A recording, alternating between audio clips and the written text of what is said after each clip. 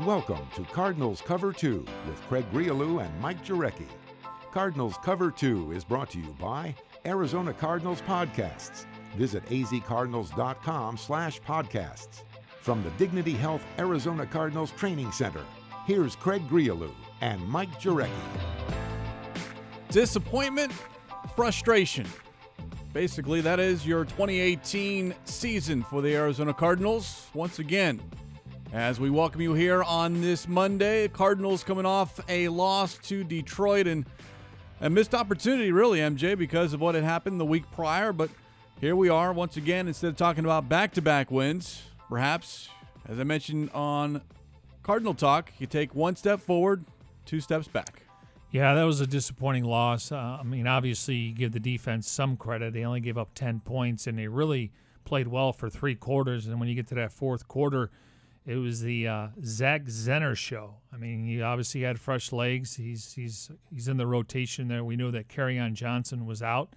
We knew that on Friday, and then LeGarrette Blount put the ball on the carpet on a pass that he caught, and then they kind of limited his touches. So you had a guy with fresh legs, and he was just gashing them. But for three quarters, the defense only gave up 10 points. And then the offense only scored 3 points, and that's not good enough in this day and age in the NFL. And we'll talk about it here over the next several minutes as we break down what happened and then what didn't happen in Week 14. But that is all ahead here as we take off on this Monday, as we set the stage for this Cards Cover 2. Old problems become new again. We'll explain how difficult it is to be Josh Rosen these days. And you want some bright spots? Well, we've got a few, including Haason Reddicks' performance on Sunday. And, of course, your questions via social media using the hashtag CardsCover2, hashtag CardsCover2 with the number 2 to get involved in the show. We'll do that a little bit later on here on this Monday. But first things first, the news of the day, and it is not good news. Once again,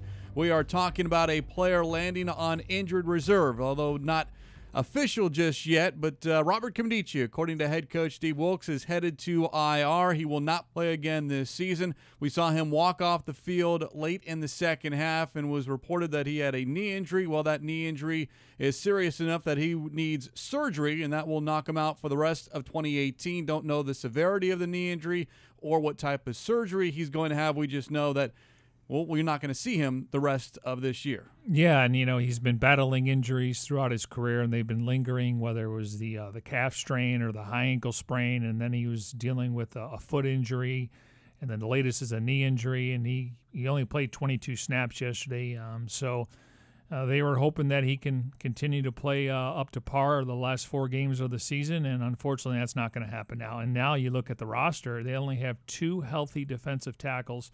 Of course, Rodney Gunter and Corey Peters. Now, Zach Moore has been getting a chance to play inside, but his natural position is on the outside. But the way that Golden, Jones, and Benson Mayo are playing, right now the Cardinals are going to have to sign a couple defensive tackles because they're short at a position. You're going to need guys when it comes to stopping the run. Yeah, that will be a move that will be made either later today or Tuesday, at least definitely before the Cardinals hit the practice field on Wednesday. But Nkemdiche becomes the 15th player on injured reserve here in 2018. Head coach Steve Wilks on Nkemdiche's season overall. The last couple of weeks, I thought he played well.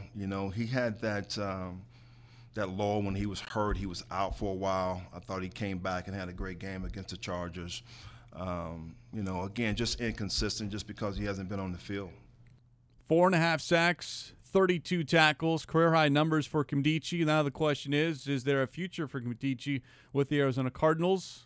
He certainly will be on the roster in 2019, but beyond that, it's a question that the Cardinals face with DJ Humphries as well, because availability is key, and when you're not available, there's sometimes just not a spot for you. Yeah, technically he's under contract through 2019. At this point in time, I don't see them picking up his 5th-year option, so curious to see what transpires, what kind of surgery and everything else, what's the time frame moving back, but obviously they were hoping that he would be more productive and he was able to stay healthy, and that's one thing. It's football, so you don't know when these guys are going to get hurt. And unfortunately, he's going to be on the shelf now for the remainder of the season. The good news, the Kimdichie injury, easier for me to say, that was the only injury, at least major injury from Sunday. As we now take you back to Sunday, State Farm Stadium, and tell you exactly what happened as the Cardinals dropped to 3-10.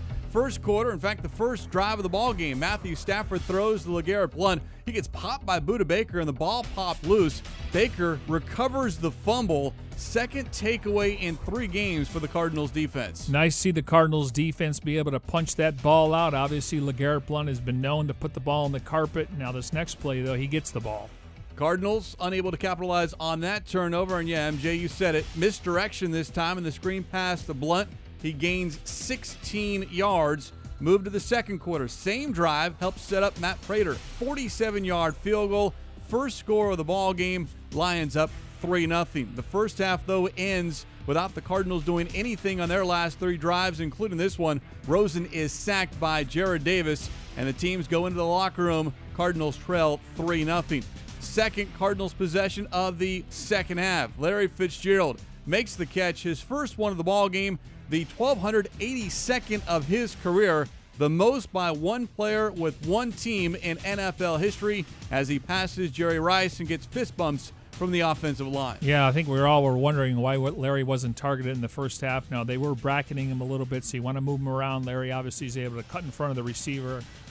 In a low throw, but we know that number 11 is going to come up with that. 4 plays later, Rosen looking to pass again. Eyes Trent Sherfield, but stepping in front of the pass is Darius Slay. He takes it down the sideline, 67 yards for the touchdown. The first touchdown of the ball game, and the Lions now have a 10-0 lead. Rosen's 12th interception this season. Yeah, you could see Slay said he watched the film, and you get a rookie there. It looks like he eyed the receiver down Sherfield the entire time, and he jumps the route. Next thing you know, pick 6, the 3rd pick 6 on the season for Josh Rosen. Coach Wilkes mentioning that perhaps Sherfield should have come back towards that football a little bit and help out the quarterback. Did not happen. Fourth quarter now. Rosen looking Sherfield's way again. This time it's a gain of 18 yards. Big coming out party for Sherfield on Sunday because of the injury to Christian Kirk. Still on the drive. 3rd and 7. Cardinals looking to get any points on the board. And Ricky Seals-Jones makes the grab towards the sideline. Cardinals inside the red zone for the first time this season.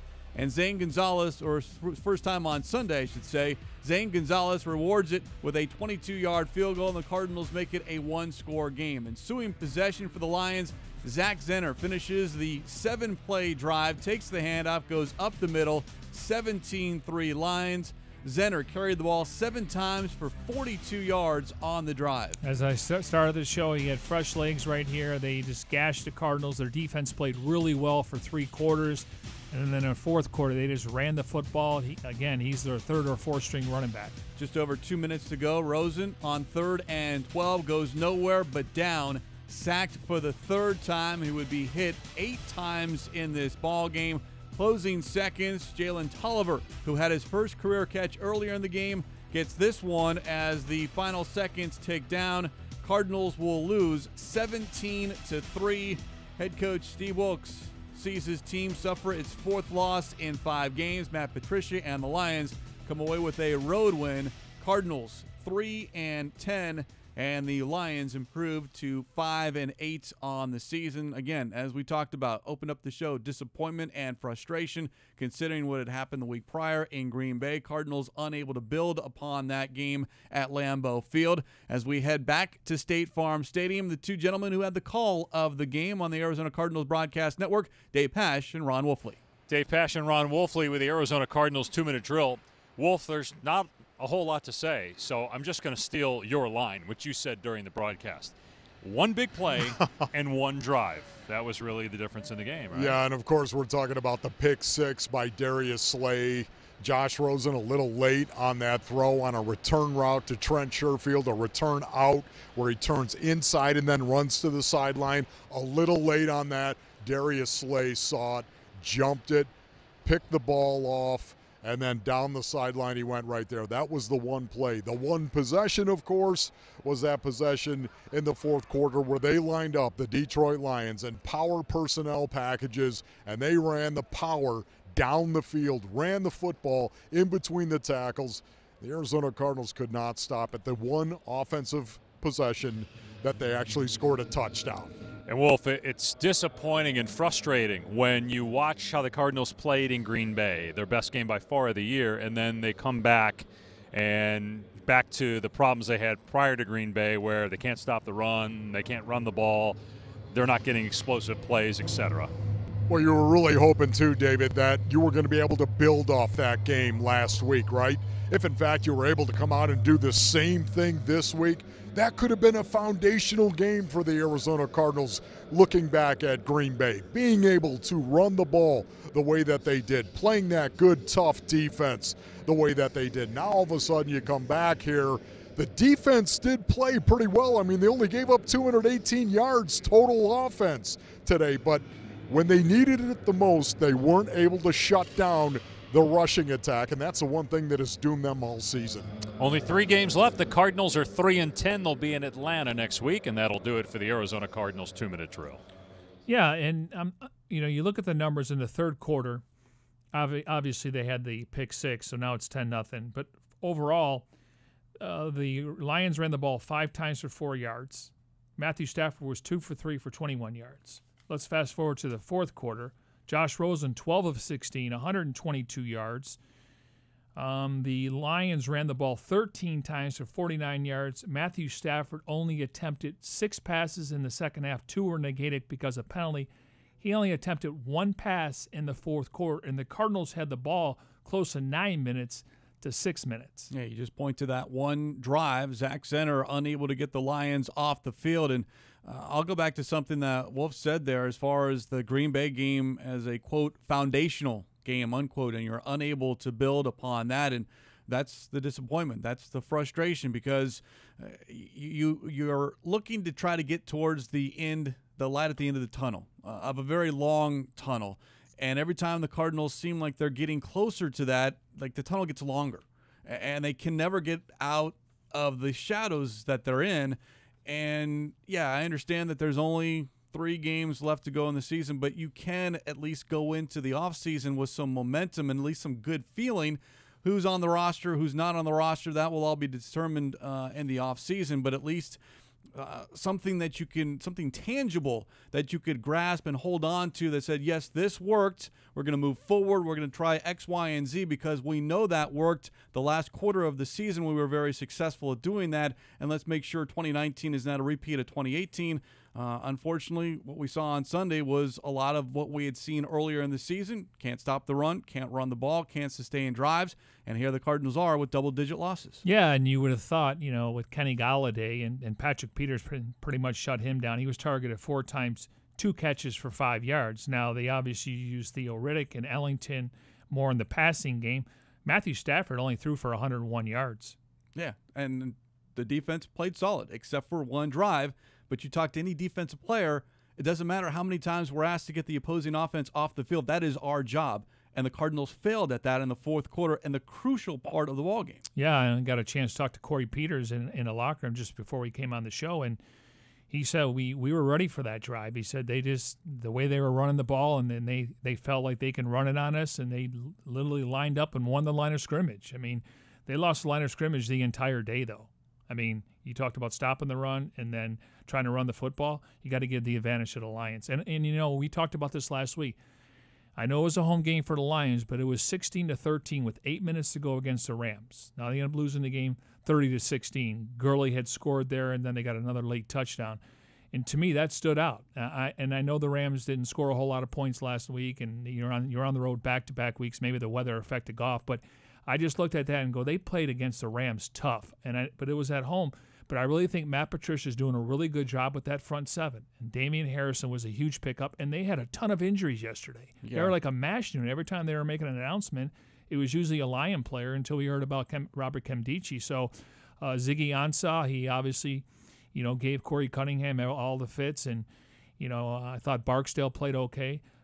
Colby Gossett, he played the best of any lineman. And I talked to Corey Peters, said, what is it like going against him in practice? He said he's strong, but he had the best grade of any Cardinals offensive lineman yesterday. We are broadcasting here from the Cardinals, or the Dignity Health Arizona Cardinals Training Center, of course, as we always do in our Bose QC35s, coming to you on a Monday following a Cardinals loss, 17-3, the final. And let's talk about Josh Rosen and what he was able to do numbers-wise. They look very, very good, but it's something that hit me after the ball game and driving home, and again thinking about it this morning and just trying to figure out, because it is all about Josh Rosen here these last 3 games now in 2018, and how do you evaluate his progress? How do you notice if he is getting better or not? And as you and I were talking about before the show started, I don't know. I don't know how to evaluate Josh Rosen based off the situation that he is under. The offensive line changes weekly. New faces are coming in and out. He has 3 rookies on Sunday and 2 players who were signed off the street. That's not ideal. And then who's he throwing the ball to? 2 undrafted rookie free agents and another player who's a 4th-year receiver who has yet to establish himself and is only getting an opportunity on Sunday because Christian Kirk is on the shelf. And then, you have Larry Fitzgerald, who got double-teamed. Fitz doesn't count because he was taken out of that ball game. The Lions did a job on number 11 that hasn't been done all season long. Okay, well, after the first quarter, when they're bracketing, why don't you change it up, move him to the outside a little bit? He was put in motion. A couple of times. But still, the defense knocks him out. What are you supposed to do? Well, that's why David Johnson will split wide a lot, but you saw his targets, and he's not getting any yards whatsoever. He was targeted 10 times, 8 catches for 12 yards. Yeah, that's not producing. But it also opened the door for J.J. Nelson. He got 3 catches for 43 yards. We talked about Sherfield. He had 5 catches for 76. Sherfield stepped up. But if they're going to double Larry, somebody else has to get open. But I'm moving Larry around after the first quarter when I know they're bracketing him. I think they did. They at least tried to, and it didn't work. When you have one guy that's taken out of the ball game, someone else needs to step up. To your point, I don't think they did. Would you say that's Nelson's best game of the year? Yeah, but that's not saying much. I know. I'm just saying in general. For me, I've lost confidence in some guys as far as it's been 4 years and waiting for J.J. Nelson to take off. And I agree with you. The only reason he took off yesterday because he got more reps by default. But he got more reps. This team really missed Christian Kirk on Sunday. Listen, I don't disagree with that. And J.J. Nelson's been a huge disappointment. I mean, who knows if he's even going to catch the ball when it's thrown to him. I mean, I get that. We heard all week he was going to be the punt returner. He wasn't the punt returner. It was Patrick Peterson because they were looking to get some yardage out of it. We know that he, when it comes to ball security, that's not his strength. So I understand what Coach did in that game. Again, he's been disappointing, but without Christian Kirk, it's only Larry Fitzgerald and Ricky Seals-Jones. I mean, Gresham's more involved in a blocking game. They tried to get David Johnson involved, but obviously they keyed on him anytime he was in motion around the slot. Rob Fredrickson, we got on the post-game show last night. He joins us periodically along with Bertram Berry, and he thought that Rosen's regressed. Now, it's hard for me to say that because of everything we just talked about. Yes. Now, is he staring down receivers? Is he feeling the rush, or is he looking at the rush? Because it looks like, now I hate to say this, but I've talked to people, and when I say this, I have to, they're saying he's seeing ghosts out there. So he's looking at something, and maybe it's not comprehending in that split second. So, again, this is part of the process of playing a rookie quarterback with a makeshift offensive line, a lack of receivers, a lack of running game. It's a combination. And again, I'm not worried about his confidence, but you could just see, though, he is struggling a little bit. And because he doesn't have a lot of time, and I like the fact that they are rolling him out to try to buy some time, but we're going to see that the rest of the way. And that's the hard part as far as how do you evaluate whether he's getting better or not. And some of it's just being a rookie and dealing with the ups and downs of being a first-year player who didn't have a lot of time to sit because, again, I didn't want to see him play at all in 2018. Well, that was the plan. Now, I'm encouraged what these second-year quarterbacks are doing, though. Jared Goff, he was an empty chair for those 9 games. I mean, he wasn't ready to play. Fish did him a favor. Look at Deshaun Watson this year coming off an ACL. Look at Patrick Mahomes being in the same system for 2 years. So I'm encouraged with some of these second-year quarterbacks. Mitchell Trubisky, you can add him to the list too. He got a chance to play last year when they benched Glennon. That's another example. So you're going to have to go through these growing pains. And again, I'm not worried about his confidence, but there's got to be more creativity. We were talking about this when Mike McCoy was the coordinator, and I thought Leftwich came in here. Now his hands are tied. He's handcuffed based on the line.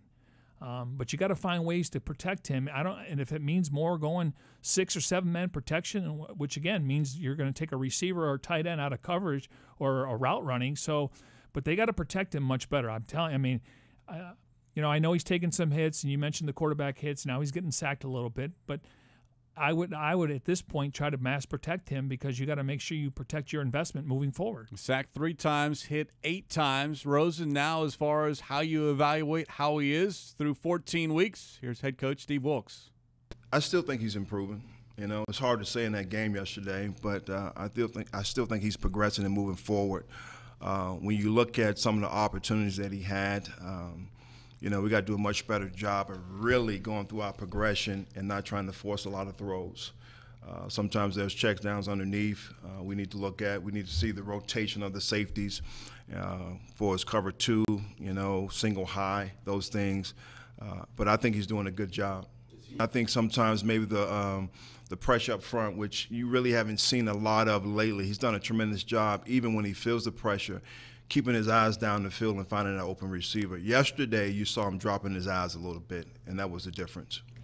Here's his numbers from Sunday. 26 of 41 for 240 yards. The completions, attempts, both season highs. The yardage total tied for his second best mark of the season. A lot of that, though, was done in the fourth quarter after the Lions had gone up 2 scores. And, of course, the Cardinals become one-dimensional as far as throwing the football. Yet only 3 points on the scoreboard. Coach Wilkes was asked the prospects of potentially sitting Rosen for the rest of the season just to keep him healthy, to your point about protection, because he's getting hit a lot. And I understand that line of thinking. It's not going to happen. Wilkes dismissed that notion. Rosen needs to play. And I'm sorry if he does get hurt the last 3 games, but you get better by playing. And he needs to be out there on that field to see everything, every single different defense, every different coverage at the face of adversity, because it will only make him better heading into the offseason in 2019. Yeah, well said. I'm in total agreement. I don't want to see anybody get hurt. I know it's part of the game, but they got to do a better job of protecting him, give him more time to throw it, get the running game going, try to develop another receiver before the season's over, because all week we thought Chad Williams was going to be active. That got lost as well, yeah. And then we get an email on Saturday that he was added to the injury report. So now he's out. And so not that saying Chad Williams is a savior, but he's another option besides J.J. Nelson and Trent Sherfield and Jalen Tolliver. Another option. He's been in the system. He's been here for a while now. But again, can't count on him because he's been injured. Overall, the offense not good. Rosen, though, after the ball game, put that on his shoulders. Do you feel like that it just wasn't clicking today as an offense? I mean, did you feel like they were doing something special? Just how would you kind of interpret how the offense was much of the day?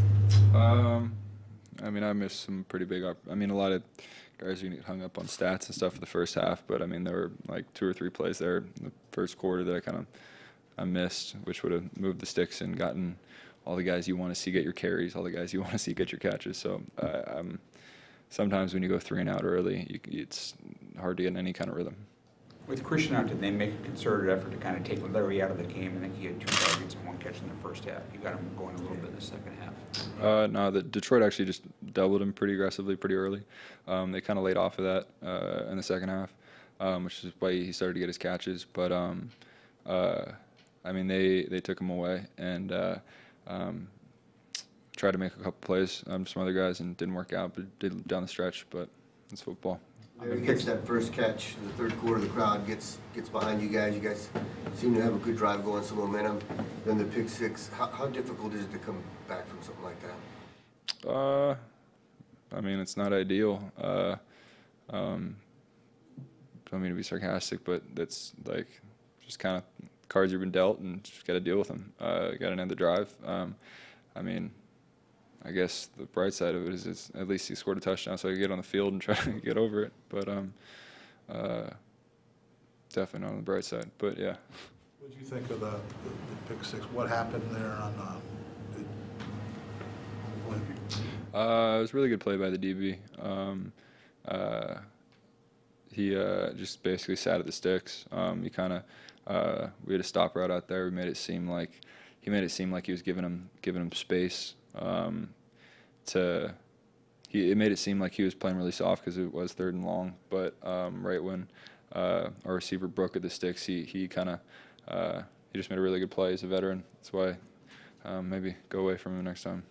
Everybody will talk about that throw, but the throw where JJ had to step in the guy in the end zone, he just overthrew him by a couple yards. Is that one you'll look back on and say that could maybe have changed kind of the tenor of the game?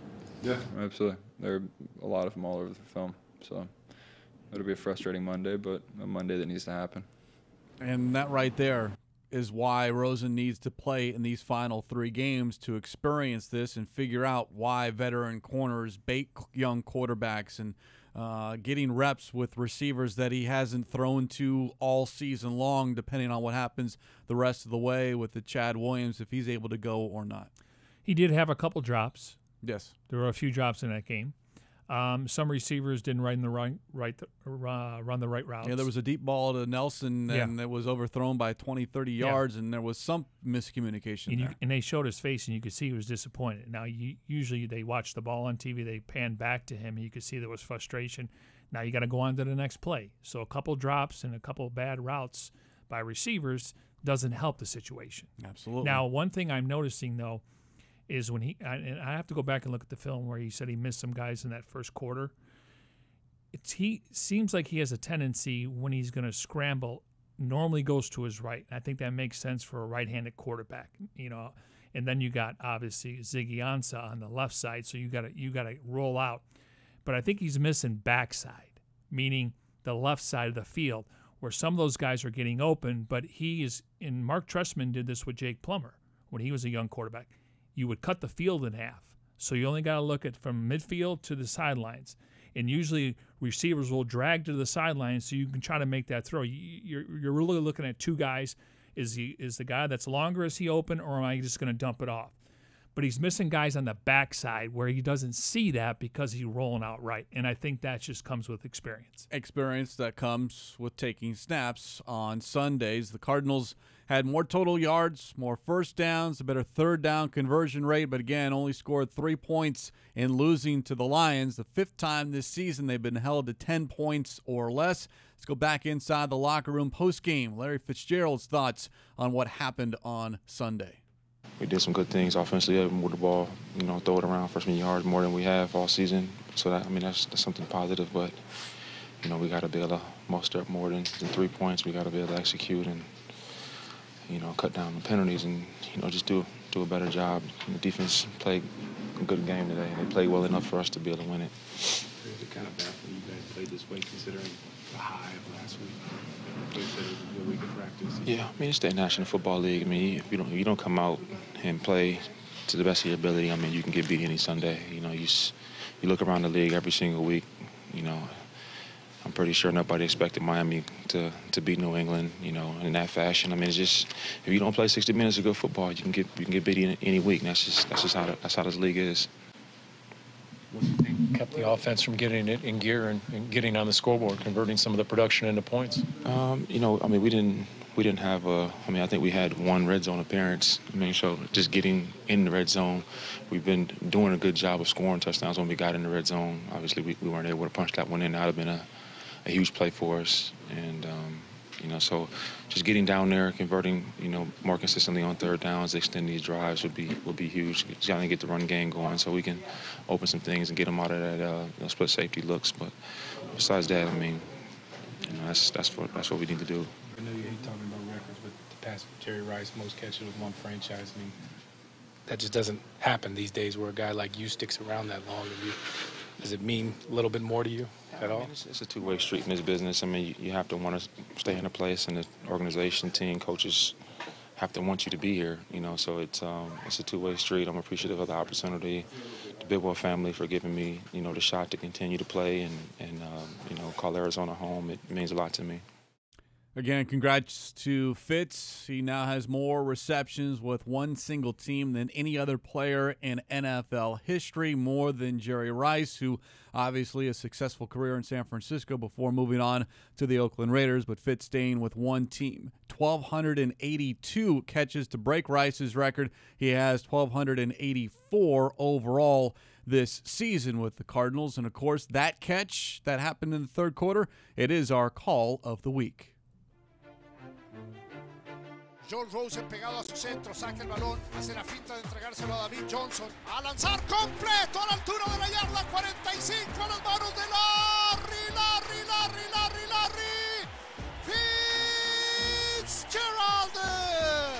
Recepción número 1282 en la carrera de Larry Fitzgerald, que lo convierte en el hombre con la mayor cantidad de recepciones con un solo equipo en la historia de la NFL, rebasando a Jerry Rice.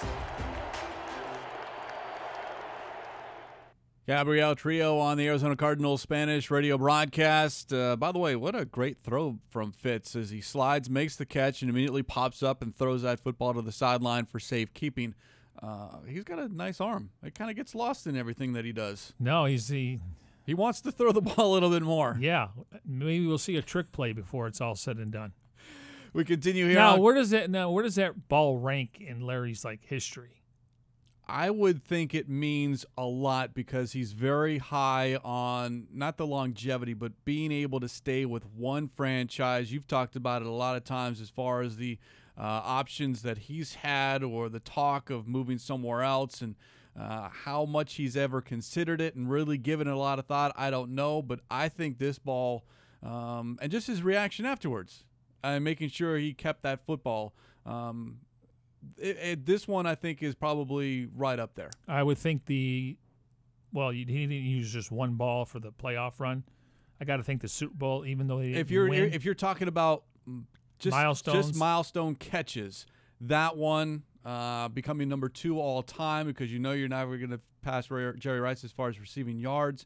I wonder if he has his 100th ball, the 100th touchdown, something like that. 300th. Oh, you mean the catches? Yeah, or that'd be a lot of catches. I mean, that's a lot of footballs if you're talking about milestones. Receptions. Just like 100, because he got 119 touchdowns now. Yeah, something like that. Probably the 100th.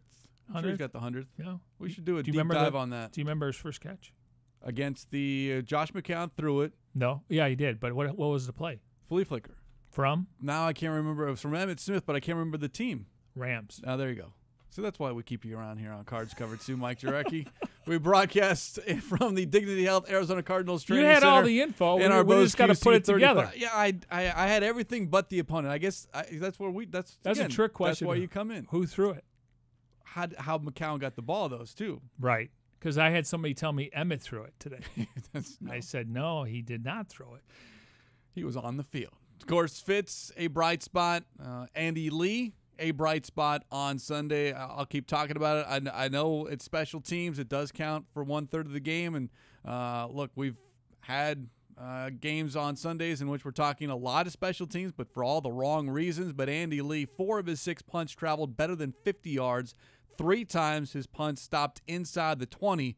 It's just unfortunate that the Cardinals aren't able to capitalize and utilize the weapon, as you like to dub Andy Lee, this season. According to Pro Football Focus, he made their all-defensive team this week.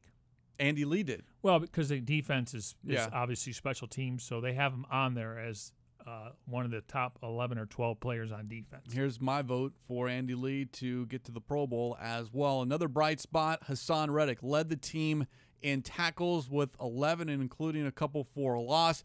Before we hear from Haason Reddicks, how about we hear from his head coach, Steve Wilks, on what Reddicks was able to do against the Lions. I just told the coaches, defensive coaches, I thought Haason Reddicks, Buda Baker, and Benson Mayowa, I thought those guys had an outstanding game. I really do. I think, I don't want to say it's probably Hasson's best game up to date, but he made a lot of plays. He was flying around. He was physical, doing some great things. So it was good to see. Just catching up mentally was the big thing for him early in this? I don't want to say so much mentally, but, when we really look at the history, he played with his hand in the dirt at Temple. All last year he played down when Marcus got hurt. So he's really learning how to play linebacker this year. And he's really showing progress this time of the year. You kind of forget this is his second year, but how many times has he been asked to change positions? And that's a good point that Coach Wilkes made on Kyle Odegaard's question about learning the mental aspect. But let's keep Reddick in one spot. This is your job, and this is your assignment. Now go out and execute. And I think here in year 2, he's finally putting it all together.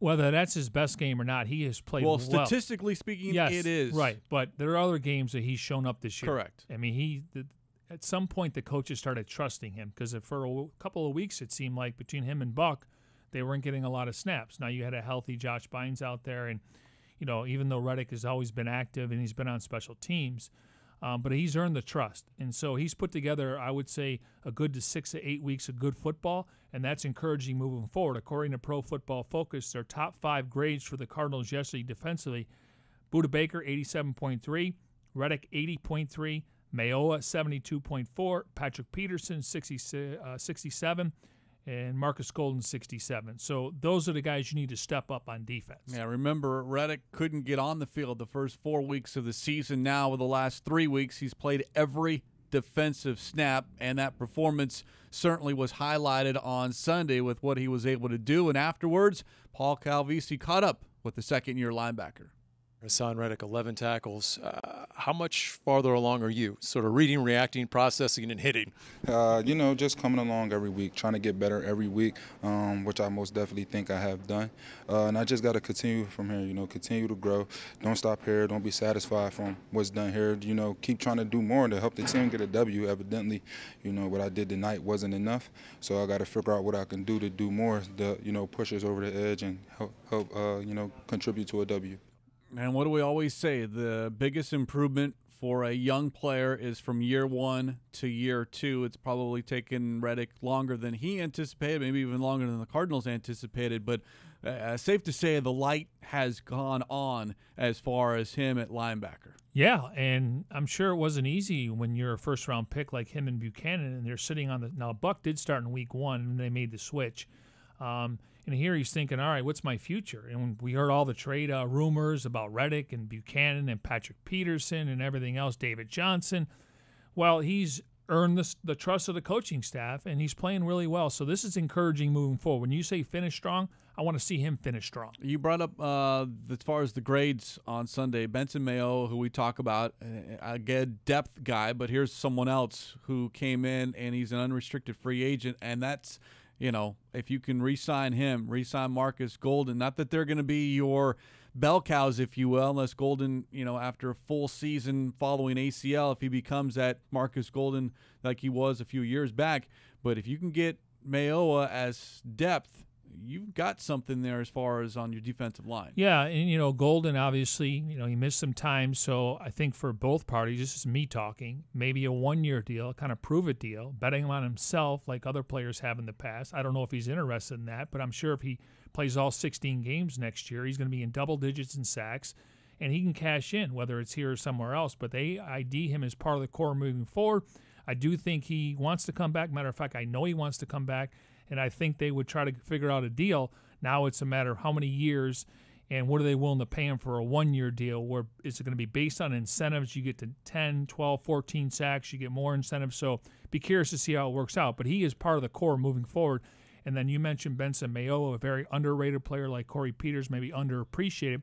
Curious to see what kind of market's out there for him, because you'd like to have that 3 rotation next year, especially on the outside / rushing the quarterback. Yeah, a lot of tough decisions ahead this offseason. We'll cover it all right here on Cards Cover 2. You can catch us live on azcardinals.com/live video. Also find us on YouTube. Just search Cards Cover 2. And, of course, if you ever miss an episode, just download it as a podcast via Apple Podcasts, Google Play Music, SoundCloud, or TuneIn. Time for the Bird Gang to sound off here on a Monday using the hashtag Cards Cover 2 with the number 2 to get involved in the show. Let's start with Twitter.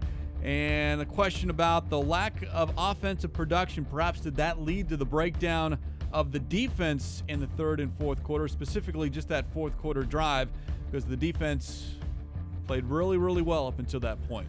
Yeah, but the Cardinals, they had time of possession. I mean, Josh Rosen, I just think the Lions defense kind of backed off a little bit, and they were letting everything underneath versus over the top. So, but I thought the Cardinal defense played well for 3 quarters. The Cardinals possessed the ball the majority of the time in the fourth quarter. Rosen's numbers were really good, but I just thought they backed off a little bit. Yeah, defense only allowed 10 points. Remember, 17-3 the final. Another question on Twitter. Question wants to know why the offensive line change with Barksdale in at right tackle rather than Will Holden, considering how well the offensive line played in Green Bay. Well, different personnel. I think the Lions front seven's much better than the Packers front seven. Barksdale has 8 years experience. I like Will Holden, but he's really a backup. He filled in for a pinch when they needed him. But Barksdale, to me, and he played okay. I mean, he wasn't giving up pressures and sacks and hurries. He just has more upside, and the Cardinals want to see what they have in Barksdale in these final 3 games to see if he's part of the future. Knock on wood, the Cardinals will roll out those same 5 offensive linemen next Sunday against the Atlanta Falcons, and be the first time since weeks 5 and 6 that the Cardinals have the same 5 offensive line starters in back-to-back weeks. Yeah, Cunningham didn't play as well as he did in Green Bay. Ode Ibushi, he didn't play as well as he played in Green Bay, so that's the reason why. It wasn't just one guy. One more question from Twitter, the offseason focus. Defense or offense? Both. I'll say yes, all of the above. Now, when you're picking in the top 5, and this is how you build your roster. Quarterback, check, right? Correct. Left tackle, if he can stay healthy, check. Correct. Pass rusher, Chandler Jones, check. Yep. Corner, check. All right, so now let's talk about the other. I would think as of today, it's either O-line, in particular tackle, because if DJ's Humphreys is on the last year of his deal, you got to make sure you look at the future.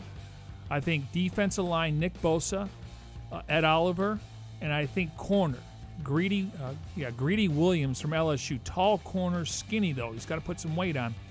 But right now, if you get another corner opposite of Patrick Peterson, you get another lineman to add to the mix on defense or offense, that would go a long way. When you're picking in the top 5, you're not going to take a receiver, you're not going to take a running back, you're probably not going to take a linebacker, and you're not going to take a tight end. When you're picking in the top 5, you have to get a difference maker, and he has to contribute from day one. Yeah, see if the potential as far as the cornerback, you can answer that question as far as who lines up opposite Patrick Peterson, because it's been a revolving door since Peterson basically arrived in 2011. Moving to Instagram, user wants to know, after a good game at Green Bay, what happened to the team for them to lose like they did at home against Detroit?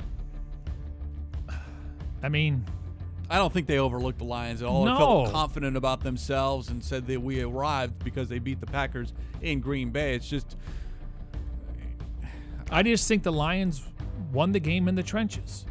They had a better offensive line against the Cardinals' defensive line, and they had a better defensive line against the Cardinals' offensive line. Now, Matthew Stafford didn't throw for 350 yards. LeGarrette Blount didn't rush for 150.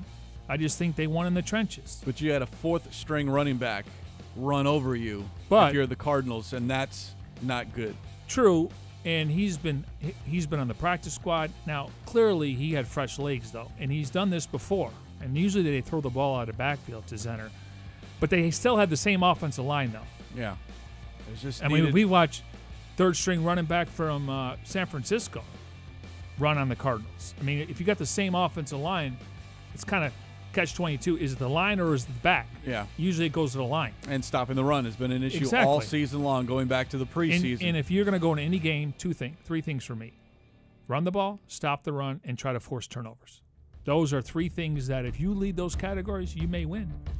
Cardinals, unfortunately, did not, as they dropped to 3-10, and we'll put this week to bed as we move ahead now to Wednesday's show here. Appreciate Bird Gang sounding off on this Monday. Again, #CardsCovered2, #CardsCovered2 to get involved in the show. We do it every Monday, Wednesday, and Friday, and we'll do it again on Wednesday here as the Cardinals hit the practice field for the first time, looking ahead to the Atlanta Falcons, and we'll do that on Wednesday. Special thanks to those behind the scenes here, Tim Delaney, Jim Alejandro, Devin Henry, and Brandon Natus.